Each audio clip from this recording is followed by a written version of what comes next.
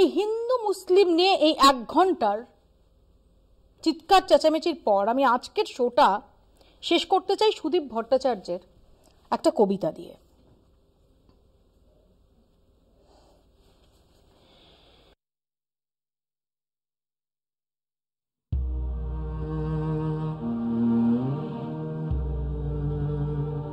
শ্মশানের শান্তিতে সব গোলাপের রং কালো হয়ে যাক এক নিমেষে, অনন্ত শয্যায় ঘুম আসছে না বিষ্ণুর, আমি দেখতে পাচ্ছি প্রফেটের চোখে জল। কিছুদিন ছুটি নিক প্রেম, প্রেমিকেরা পাইপ গান হাতে নিয়ে যুদ্ধ শুরু করুক, আপেলের স্বাদ হয়ে যাক আমলকির মতো, সকালের প্রথম সূর্য প্রতিদিন ঢাকা পড়ুক কালো মেঘে, হাতে টাকার থলে নিয়ে বিচারকের সঙ্গে দর কষাকষি চলুক, ভেজাল ডাক্তারে ভরে যাক হসপিটালগুলো।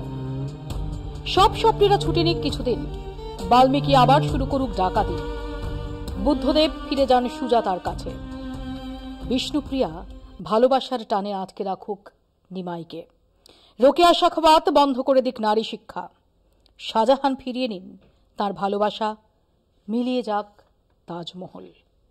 আদি শঙ্করাচার্য আর বলবেন না সবাইকে এক হয়ে থাকবার কথা, কথামৃতর শব্দগুলো বদলে যাক অক্ষরে অক্ষরে, নজরুল ভুলে যান সাম্যের গান গাইতে, রবীন্দ্রনাথের গান থেকে মুছে যাক লালনের সুর।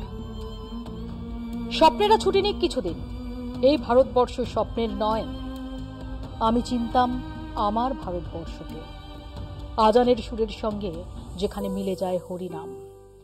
আজহারউদ্দিন লম্বা জুটি বাঁধেন সচিনের সঙ্গে, সুরজিৎ সেনগুপ্তর পাশ থেকে গোল করে যান আকবর, পিকে ব্যানার্জি চেঁচিয়ে ওঠেন, হাবিব মানুষকে বলটা দে। আমি চিনতাম আমার ভারতবর্ষকে, রবিশঙ্কর আর জাকের হোসেন সুরবাহারের তুফান তোলেন, গোলাম আলীর প্রতিটি মেহফিলে মজে যায় তামাম ভারতবাসী। নেতাজির একটি মালার জন্য রেঙ্গুনের ধনী ব্যবসায়ী মিস্টার হাবিব সেই সময় আজাদ হিন্দ বাহিনীকে দিয়ে দেন 1 কোটি টাকা। আমি চিনতাম সেই ভারতবর্ষ। আজ যখন চারপাশেতে হানাহানির জয়, খিদে ভুলে অস্ত্র হাতে, এ দেশ আমার নয়, আমার ভারত অন্য রকম, সেজে ওঠা অঙ্গনে বিসমিল্লাহ সানাই বাজান দুর্গা বাড়ির প্রাঙ্গণে।